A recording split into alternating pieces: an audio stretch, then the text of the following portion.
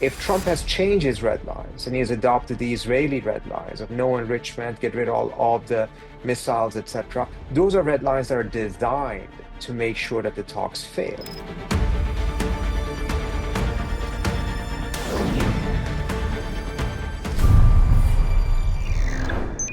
Well, the problem is that both sides seem to think that a military buildup, whether it is the US moving a third of its navy there or the Iranians being ready and saying that they have their finger on the trigger, that both of them believe that it actually may improve their negotiating position.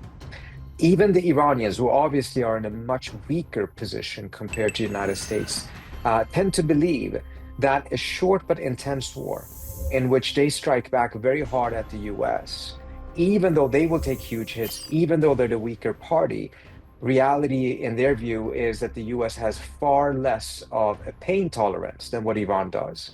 That this is something that would be very costly to Trump's presidency, his upcoming elections in Congress, etc. And as a result, Iran may be in a better negotiating position after this type of a confrontation. From the US side, there is a belief that Iran is immensely weak. Building this military up, potentially using it, will force the Iranians to capitulate because they don't believe that it is going to be a particularly problematic military engagement. Well, I think it very much goes back to what Vice President J.D. Vance said. He said that the Iranians are not ready to accept Trump's red lines. The question is, what are those red lines? If the red lines are what they used to be before the talk started last year, which was only that Iran could not have a nuclear weapon, then a deal should absolutely be possible. If Trump has changed his red lines and he has adopted the Israeli red lines of no enrichment, get rid of all of the missiles, etc., those are red lines that are designed to make sure that the talks fail. So the administration wants this to actually succeed. It has to calibrate its red lines to make sure that they meet US interests, but they're also realistic. Right now, I don't think they are either. It doesn't meet US interests. It actually goes way beyond that and is trying to meet Israeli interests. And that makes them, by definition, unrealistic because the Israelis are trying to sabotage these talks. So I think the Trump administration actually could get a deal rather fast if they adopted the approach that they had earlier last year before they shifted their red lines to the Israeli red lines. It could be, but I fear that there is a disconnect between what is being said publicly and what is being said at the negotiating table. And this is done by both sides.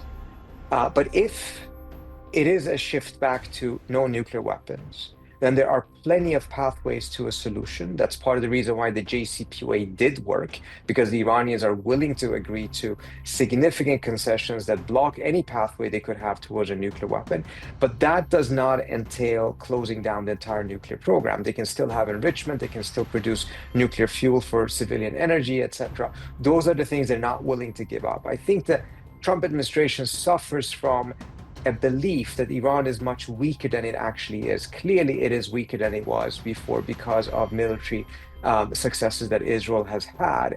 But it is not as weak as Trump seems to think that it is. And at the same time, the Iranians, I think, are overestimating the damage that they could impose on the United States in a short war, but also how Trump will react to that, because we have not seen a scenario yet in which Trump actually, during his presidency, you have 50 to 200 American soldiers killed.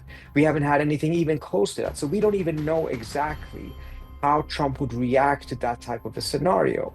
The Iranians, I think, seem to be calculating that he will react the same way that he did after a couple of weeks of warfare with the Houthis. But the Houthis never managed to kill a single American, and I think that's a significant difference. Yes, I think both Turkey, Egypt, Saudi, Oman, Qatar, and to a certain extent Iraq, at various points have played a very crucial and constructive role, and perhaps need to continue and intensify that role because, as you mentioned, they have all reached the conclusion that a military confrontation would be devastating to the region as a whole and to their own interest.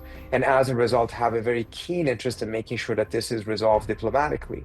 And sometimes when two parties are completely locked in, partly because of their domestic politics, partly because of erroneous assumptions about the other side, mediating countries in the region that are trusted or as seen as trustworthy by both sides can and should play a crucial role in this. And again, the region has really stepped up. 15 years ago was the Europeans playing this role. Today, it's regional states.